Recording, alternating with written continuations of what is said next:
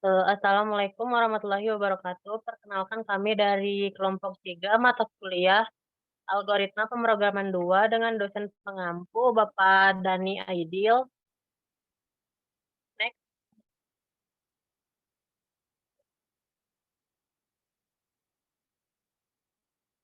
Lalu di sini kami terdiri dengan 6 anggota. Yang pertama itu ada saya sendiri, Abdullah Sidik sebagai moderator. Lalu yang kedua ada Sylvia Nurbaiti. Yang ketiga ada Devi Wulandari. Yang keempat ada Febriani. Yang kelima ada Agung Kartikasari. Dan yang keenam ada Cynthia Angelina. Next. Lalu di sini ada materi mengenai objek studi yang akan disampaikan oleh saya sendiri. Ayam gepengnya sambal hijau Maimin ini sudah berjalan sejak tahun 2015. Bisnis kuliner yang diberi nama ayam penyet sambal hijau Maimin ini didirikan oleh Novi Ambasari, berawal dari penjual kaki lima yang hingga saat ini sudah memiliki 2 cabang. Salah satunya adalah di Jalan Kopo, Mas Regensi Blok 8K. Next. Lalu di sini ada topik pembahasan dari kelompok kami, yaitu yang pertama ada latar belakang, yang kedua ada rumusan masalah, yang ketiga ada tujuan, yang keempat ada manfaat, yang kelima ada rancangan dari aplikasi yang kita buat, lalu yang keenam ada implementasi dari aplikasi kita. Next. Lalu ada materi mengenai latar belakang yang akan disampaikan oleh Agung Kartikasari. Agung, dipersilahkan. Baik, terima kasih kepada moderator atas waktunya. Selanjutnya adalah tentang latar belakang.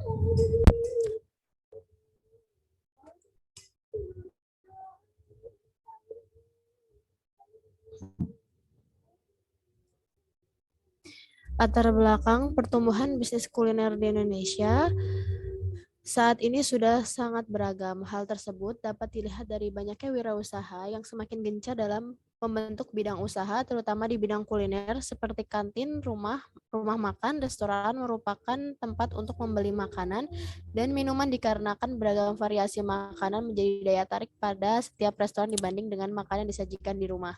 Proses pendata barang, pegawai, transaksi dan laporan keuangan pada kantin, rumah makan, restoran maupun salah satu hal yang penting, setiap akan melakukan pendataan akan terjadi hal yang tidak diinginkan seperti kehilangan data barang yang masuk, data pegawai, ataupun proses transaksi yang menyebabkan antrian panjang.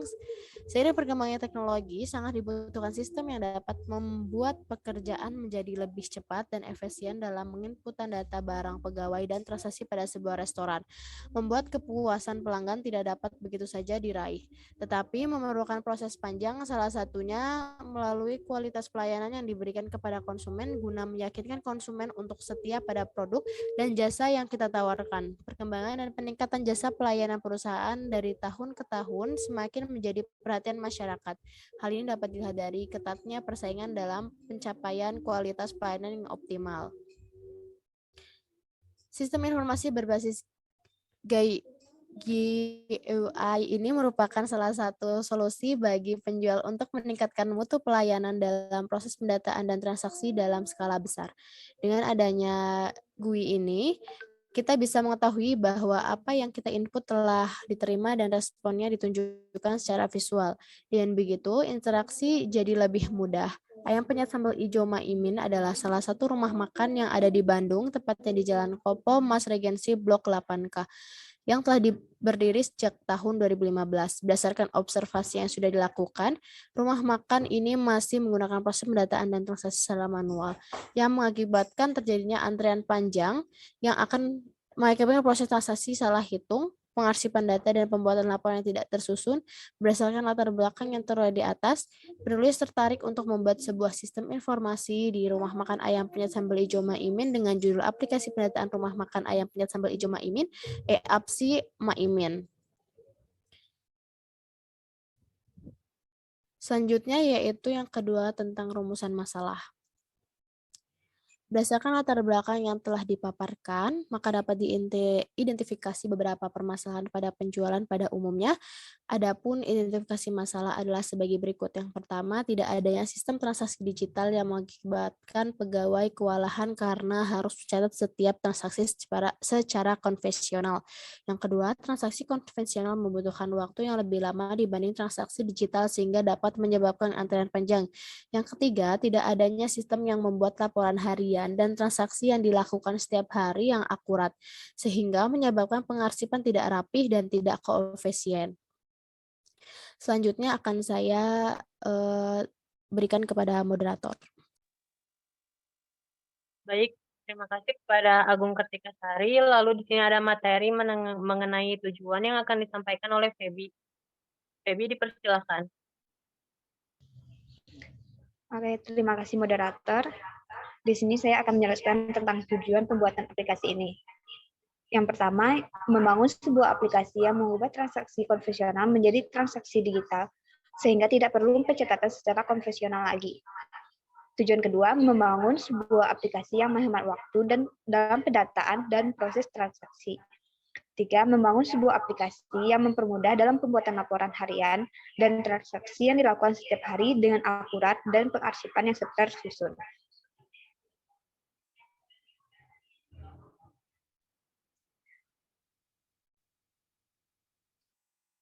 Kedua, tentang manfaat.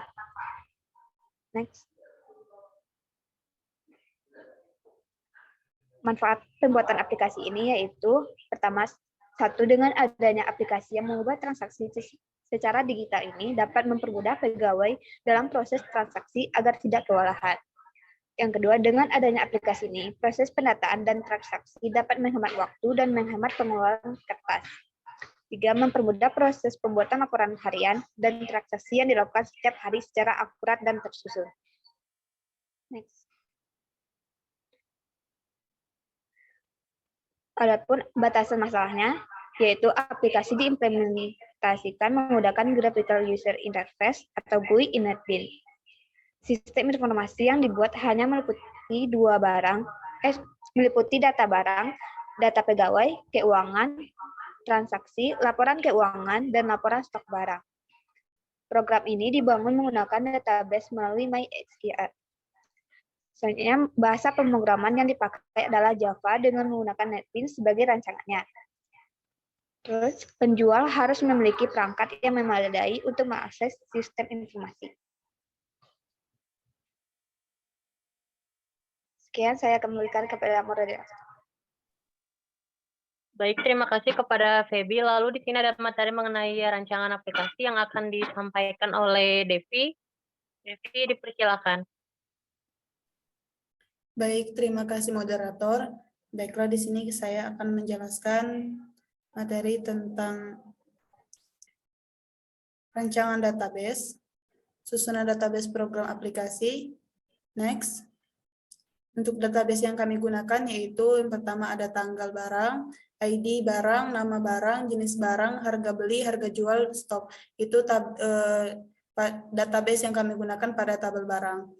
Pada tabel transaksi, kami menggunakan tanggal transaksi, waktu, ID transaksi, subtotal, metode bayar.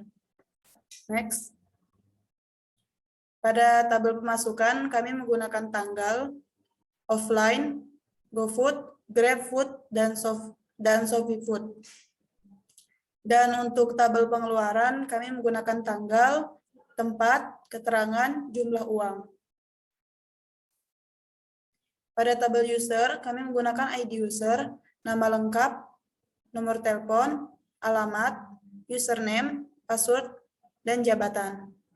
Kemudian untuk tabel pesanan, transaksi pesanan, kami menggunakan ID menu, nama pesanan, jumlah, harga, total barang.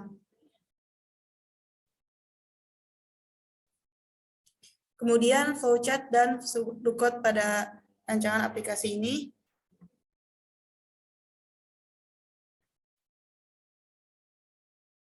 Yang pertama ada flowchart dan sudokot form login.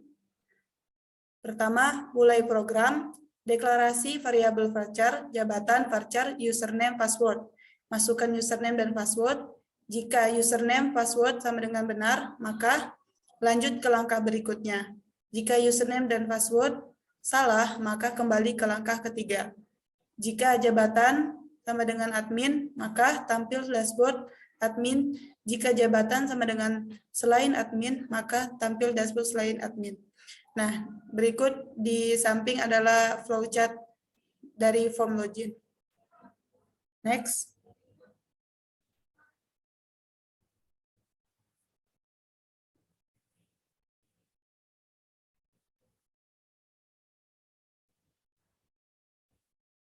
Pada dashboard admin itu yang pertama, jika pilih sama dengan data barang, maka tampil halaman data barang.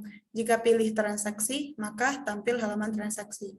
Jika pilih riwayat transaksi, maka tampil halaman transaksi. Jika pilih data pemasukan, maka tampil halaman data pemasukan.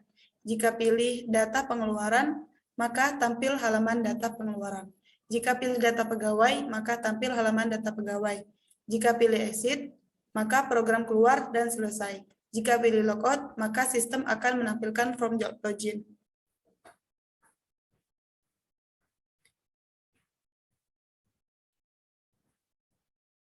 Kemudian dashboard kasir.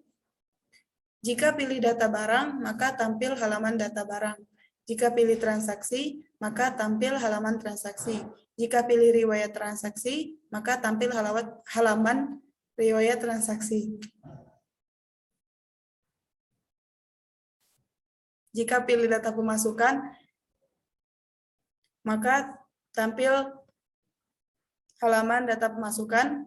Jika pilih exit, maka program keluar dan selesai. Jika pilih logout, maka sistem akan menampilkan form login. Kemudian pada form data barang,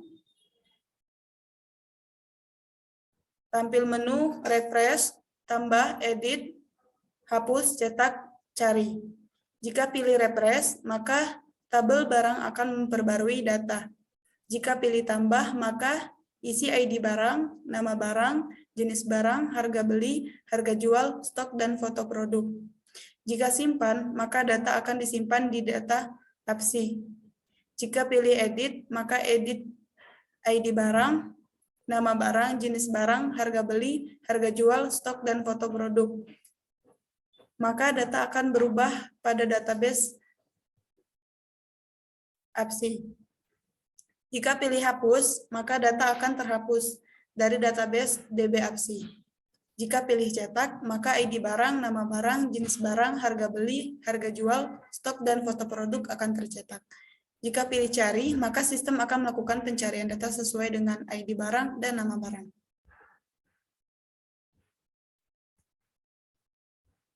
Kemudian ada data pegawai, form data pegawai. Tampil menu, yaitu ada refresh, tambah, edit, hapus, cetak, cari. Jika pilih refresh, maka dapat tabel barang akan memperbarui data. Jika pilih tambah, maka akan tampil pop-up tambah barang. Isi ID user, nama lengkap, username, password, jabatan. Klik simpan, maka data akan disimpan di DB APSI. Jika pilih edit, maka edit ID user, nama lengkap, username, password, jabatan, maka data akan berubah pada database DB APSI. Jika pilih hapus, maka data akan terhapus dari database DB APSI. Jika pilih cetak, maka ID user, nama lengkap, username, password, jabatan akan tercetak. Jika pilih cari, maka sistem akan melakukan pencarian data sesuai dengan ID user, nama lengkap, username, dan jabatan.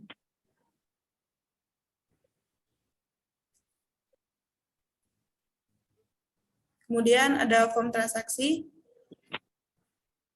Pilih tambah pesanan, maka kita akan memasukkan kode pesanan dan jumlah yang diinginkan. Setelah itu muncul total pembayaran yang harus dibayar. Masukkan pembayaran, jika kurang dari total pembayaran, maka akan memberitahu bahwa uang yang ada yang Anda bayar tidak mencukupi. Jika uang pas sesuai total pembayaran, maka user akan melakukan cetak struk dan menyimpan data pesanan pada database DBApsi. Selanjutnya akan dilanjutkan oleh rekan saya yaitu Sidik. Baik, terima kasih kepada Revi. Lalu di sini ada riwayat transaksi. Dan di sebelah kanan saya itu flowchart dari riwayat transaksi. Lalu ada yang pertama itu from riwayat transaksi menampilkan tambah dan cetak. Jika pilih sama dengan maka tambah. Maka akan tampil menu pop-up tambah omsar. Lalu isi pemasukan tanggal, office, GoFood, GrabFood, dan ShowFood. Lalu jika pilih cetak, maka sistem akan mencetak data riwayat transaksi dengan ketentuan tanggal, office, GoFood, GrabFood, dan ShowFood. Next. Lalu ada data pemasukan. From data pemasukan menampilkan menu, refresh, dan cetak. Jika pilih refresh, maka tabel data pemasukan akan memperbarui data.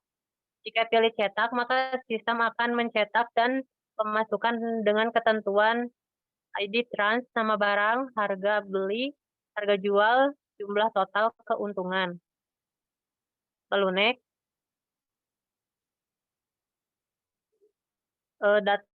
Data pengeluaran.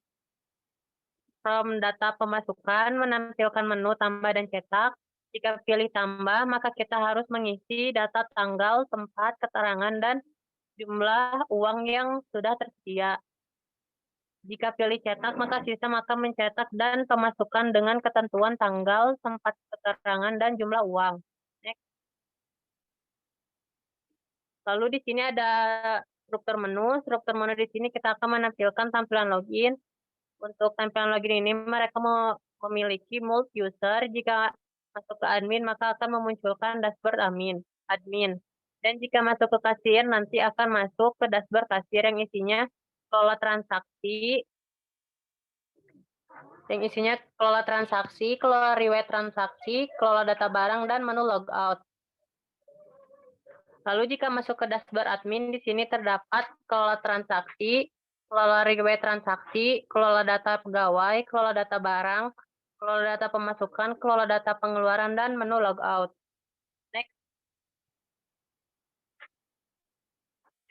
Lalu di sini ada IRD dari aplikasi. Lalu untuk diagram IRD, di sini kita memiliki tabel user. Dan nanti tabel user ini akan melakukan aktivitas yang ada pada aplikasi. Salah satunya di sini dia akan membuat laporan, yaitu masukkan barang dan pengeluaran. Dan user di sini juga melakukan transaksi yang dimana transaksi ini memiliki tabel pesanan. Next. Lalu ada materi mengenai mockup aplikasi yang akan disampaikan oleh Cynthia. Cynthia, dipersilakan. Baik, terima kasih untuk moderator. Di sini saya akan menjelaskan tentang mockup aplikasi. Next.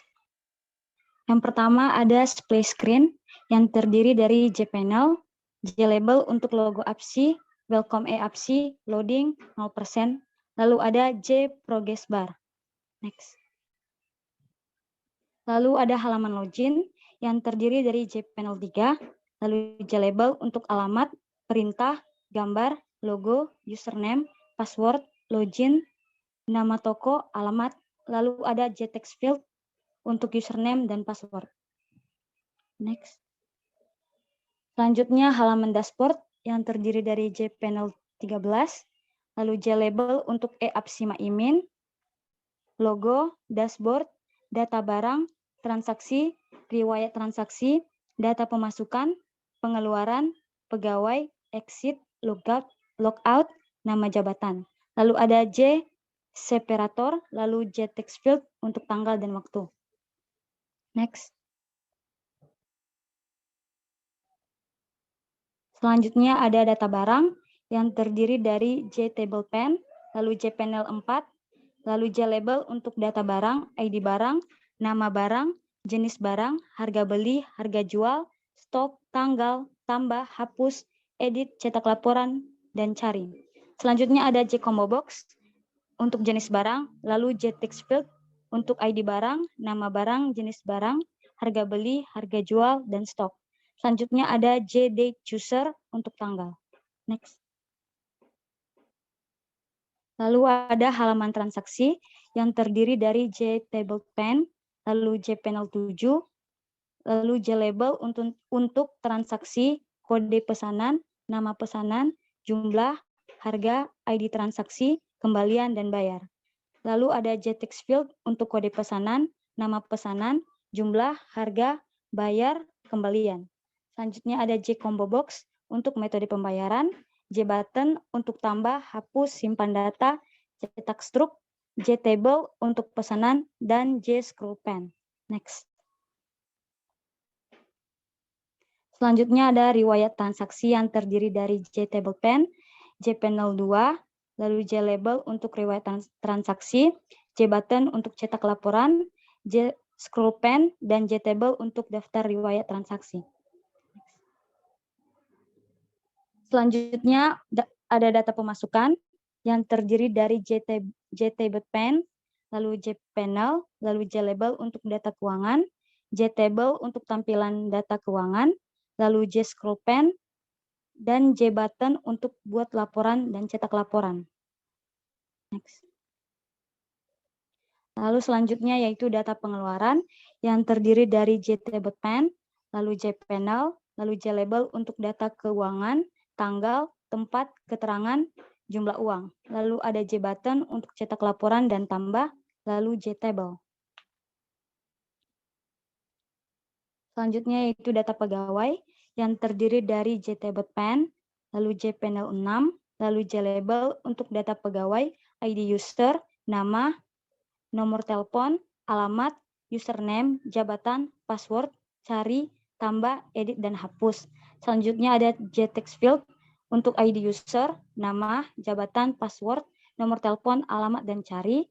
Lalu ada JButton untuk cetak laporan, JCombo Box untuk pilihan jabatan, dan JScrollPan.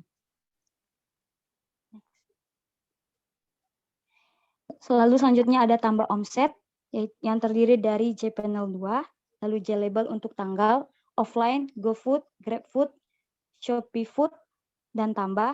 Lalu ada JTextField untuk tanggal, offline, GoFood, GrabFood, ShopeeFood, dan tambah.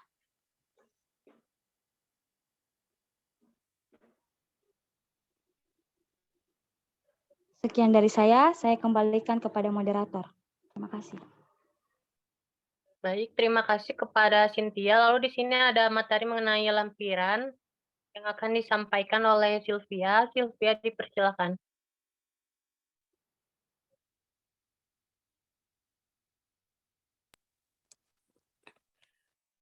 Berikut untuk lampiran, di sini terdapat surat persetujuan wawancara, di mana wawancara dilakukan oleh Saudara Devi dan ditandatangani oleh Ibu Novi Amarsari pada tanggal 10 Juni 2022. Dan untuk wawancaranya sendiri kita lakukan secara online bersama anggota kami yang lain menggunakan Zoom meeting secara online. Next.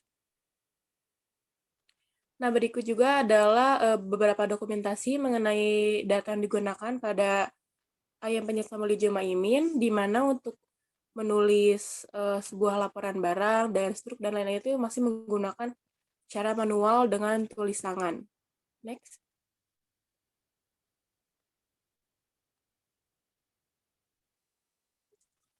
Selanjutnya adalah implementasi sistem. Baik, di sini kita langsung run aja aplikasinya.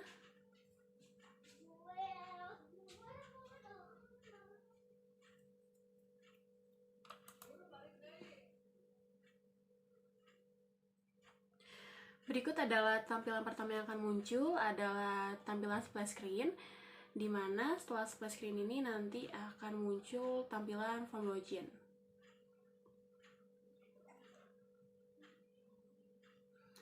Nah, berikut adalah tampilan form login. Form login ini di sini dia memiliki hak akses, di mana jika dia masuk sebagai pegawai, dia tidak akan memiliki akses untuk memasuki aplikasi. Dan di sini juga ada admin dan pegawai kasir. Sekarang kita langsung masuk dulu sebagai pegawai.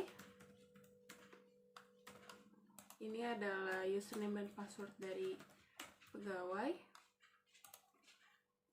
Nah, jika dia pegawai, maka akan muncul pesan, maaf, Anda tidak memiliki akses.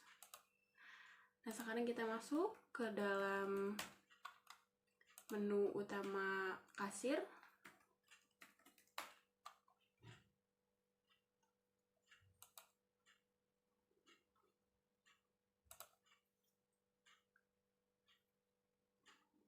Nah, di sini jika dia masuk sebagai kasir, dia hanya memiliki menu dashboard, data barang, transaksi, riwayat transaksi, dan tentang aplikasi. Kita logout sebagai admin. Sekarang kita masuk sebagai admin.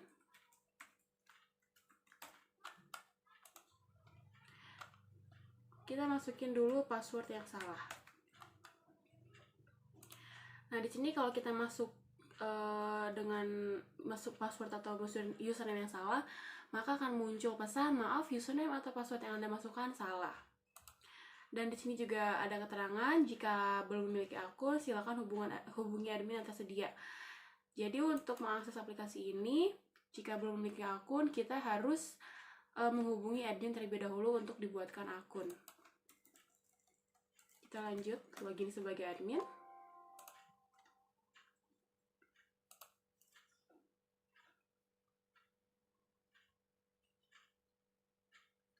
Nah, berikut adalah tampilan dari menu admin. Bisa dilihat perbedaannya dari menu yang dimiliki oleh kasir. Di sini ada dashboard, data barang, transaksi, riwayat transaksi, pemasukan dan pengeluaran, data pegawai, dan tentang aplikasi. Juga saat kita login, nama dan username kita akan muncul di pojok atas sebelah kanan seperti ini. Lalu pada tampilan dashboard ini terdapat 3 tampilan. Pertama adalah transaksi, yaitu di mana telah terjadi 12 kali transaksi. Dan dari 12 transaksi ini terdapat Rp1.448.000 untuk pemasukannya, dan ada keuntungan yaitu sebesar 434.400. Hasil keuntungan ini diambil dari 30% hasil dari pemasukan. Selanjutnya kita masuk ke data barang. Di sini ada data barang, beberapa data barang yang sudah tersedia. Nah, ini ada harga beli, harga jual, dan stoknya juga. Kita juga bisa menambahkan fungsi tambah, hapus, edit, dan juga cetak laporan. Di sini kita akan coba menambah data barang. Misalnya di sini kita akan memasukkan barang ke-23. Nama barang, es batu, jenis barang minuman, harga beli misal 25.000, harga jualnya 3.000, 4 kantong. Dan jangan lupa kita buat masukin tanggal kita input. Nah, jika sudah terisi semua seperti ini, kita bisa klik tambah. Oke, lalu data akan otomatis muncul pada tabel data barang seperti ini. Barang 23 es batu minuman dengan harga beli 25.000. Selanjutnya, jika kita ingin mengedit, kita bisa klik data yang akan diedit. Lalu kita edit lagi di sini.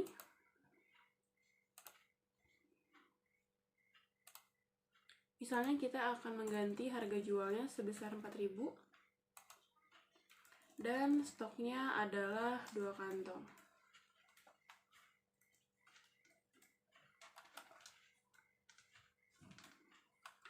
Nah, jika sudah, kita bisa klik edit. Data berhasil diperbarui dan otomatis akan memperbarui pada tabel barang. Di sini sudah terbarui di harga jual 4.000 dan stoknya ada 2 kantong yang asalnya ada 4 kantong. Dan jika kita ingin menghapus data, kita bisa klik dulu data yang ingin dihapus, lalu kita klik hapus. Dan otomatis akan terhapus pada tabel barang yang sudah tersedia. Selanjutnya kita juga bisa cetak laporan. Di sini adalah fungsi cetak laporan data barang yang ada pada tabel.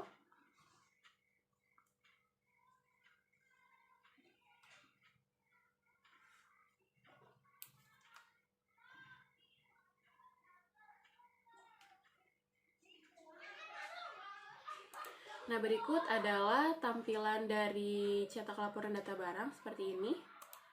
Ada 2 halaman. Di sini yang tercetak ada tanggal, ID barang, nama barang, jenis barang, harga beli, harga jual, dan juga stoknya. Selanjutnya kita akan masuk ke transaksi. Nah, di sini ada keterangan bahwa ID transaksi di sini adalah TRN 013. Artinya kita akan melakukan transaksi ke-13. Jadi ID ini adalah otomatis ya. Nah, di sini juga ada buku menu untuk admin atau pegawai ataupun kasir yang ingin mengecek harga dari setiap makanan. Misalnya kita di sini akan memasukkan kode pesanan 1. Misal kita ingin memesan nasi ayam komplit. Banyaknya 4. Harganya 21.000. Kita klik tambah di sini. Lalu kedua misal kita akan pesan es jeruk. Jumlahnya 4 dengan harga kita bisa cek di buku menu ini. Harga dari es jeruk adalah Rp6.000. Kita bisa klik tambah dan harganya itu dari total ini kita akan muncul harga pembelian semuanya ada di sini ya. Nah, jika kita ingin menghapus pesanan, kita bisa klik pesanannya, lalu kita klik tombol hapus, dan maka harga total dari makanan yang kita pesan akan berkurang.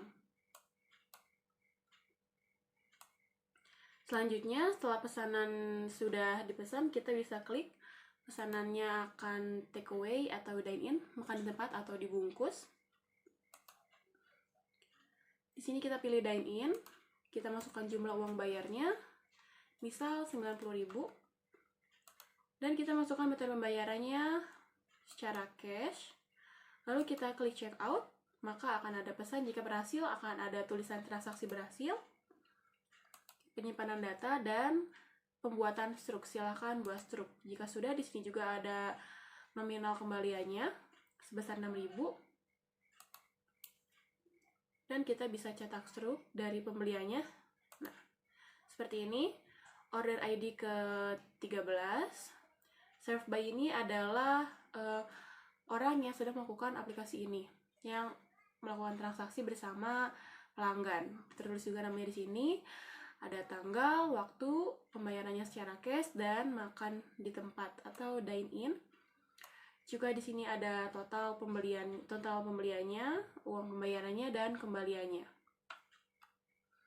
Jika udah, kita bisa. Selanjutnya di sini kita masuk ke bagian riwayat transaksi. Di sini akan muncul transaksi-transaksi yang sudah terjadi, dan tadi pesanan yang tadi kita pesan adalah nasi ayam komplit juga akan muncul di tabel sebelah kanan. Di sini juga kita bisa melakukan cetak laporan dari riwayat transaksi yang sudah terjadi.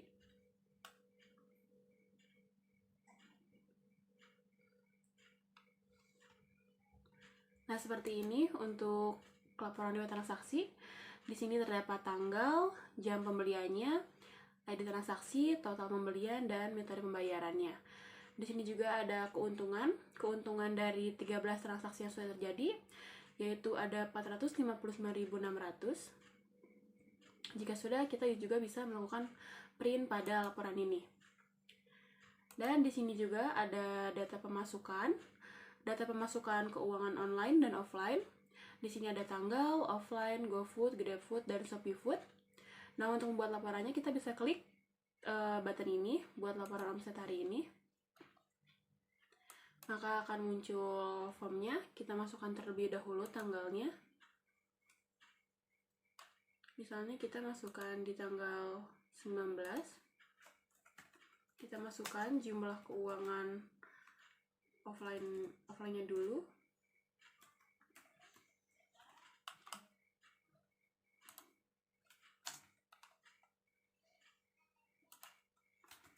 Kita masukkan juga yang GoFood-nya, misalnya sebesar 5.650.000. Lalu yang GoFood-nya juga kita bisa masukkan.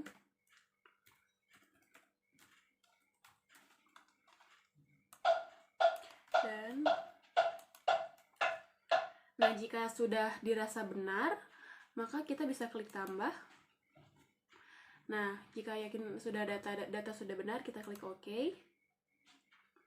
Lalu akan muncul pesan jika sudah berhasil, maka silakan refresh data. Lalu kita bisa refresh di sini, maka datanya akan bertambah di tanggal 19 dan nominal-nominalnya juga.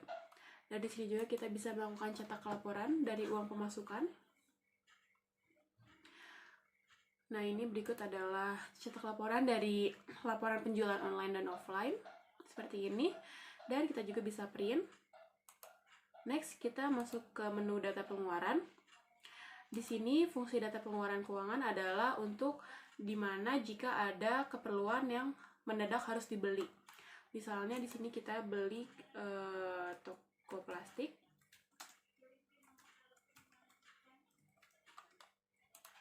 Misalnya jumlah uang yang dipakainya sebesar 95.000. Oke, selanjutnya kita di sini masuk ke menu data pegawai. Di sini terdapat 7 pegawai yang saat ini aktif. Di sini ada alamat, username, password, dan jabatannya. Ada admin, kasir, pegawai. Selanjutnya di sini kita akan menambah pegawai. Misalnya di sini pegawai 08. Misalnya kita akan memasukkan di sini bernama Devi Wulandari.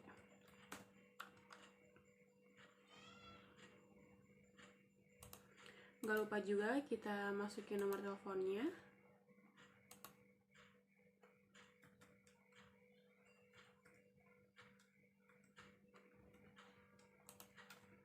Lalu alamat rumahnya.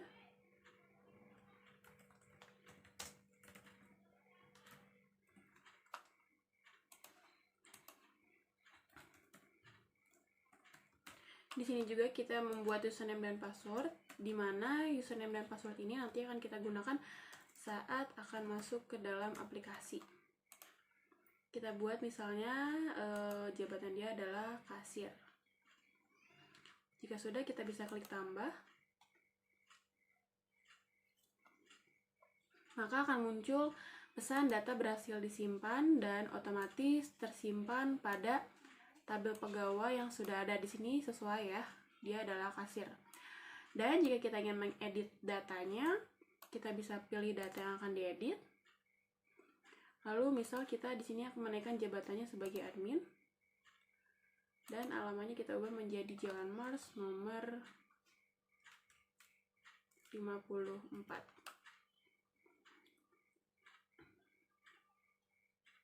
Jika sudah, kita bisa klik edit.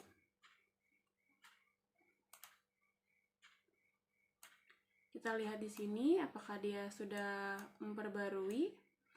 Nah, dia udah jadi admin dan alamat dia menjadi ada di Mars nomor 54. Selanjutnya di sini jika kita ingin menghapus, kita seperti biasa kita klik tabelnya terlebih dahulu, datanya yang akan dihapus. Lalu kita klik hapus. Maka dia akan otomatis terhapus dari tabel pegawai yang sudah tersedia. Dan untuk tombol cari juga di sini kita bisa melakukan pencarian sesuai dengan nama lengkap. Misalnya kita di sini mencari Jum, karena di huruf J ya, jadi munculnya di sini ada Jung Jae-hyun dan Jung Jungkook. Oke, selanjutnya di sini juga kita bisa melakukan cetak laporan. Cetak laporan ini sesuai dengan tabel yang ada pada data pegawai.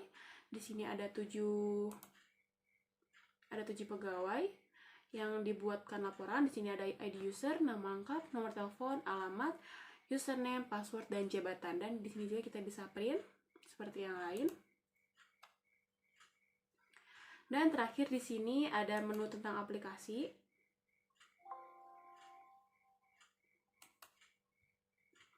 Nah, tentang aplikasi ini terdapat informasi dari dibuatnya aplikasi e-Apsi Maimin ini. Dan terdapat juga tim programmer yang membuat aplikasi. Di sini ada 6 anggota. Dan di paling bawah terdapat tata cara penggunaan aplikasi. Dari mulai dashboard, data barang, transaksi, riwayat transaksi, data pemasukan dan pengeluaran, data pegawai, Dan terakhir mengenai tentang aplikasi ini. Bisa kita lihat juga di dashboard tadi telah terjadi satu transaksi tambahan, maka transaksinya akan bertambah menjadi 13, uang pemasukannya bertambah dan keuntungannya juga akan bertambah. Selanjutnya, jika kita ingin mengganti akun, kita bisa klik logout yang ini. Dan jika kita ingin menutup aplikasi, kita bisa klik exit. Dan maka aplikasi akan otomatis berhenti. Seperti ini. Mungkin cukup sekian dari demo aplikasi EAPSI MyImin. Selanjutnya saya kembalikan kepada moderator. Baik, sekian dari kelompok kami. Kami ucapkan terima kasih dan mohon maaf jika ada salah-salah kata. Wassalamualaikum warahmatullahi wabarakatuh.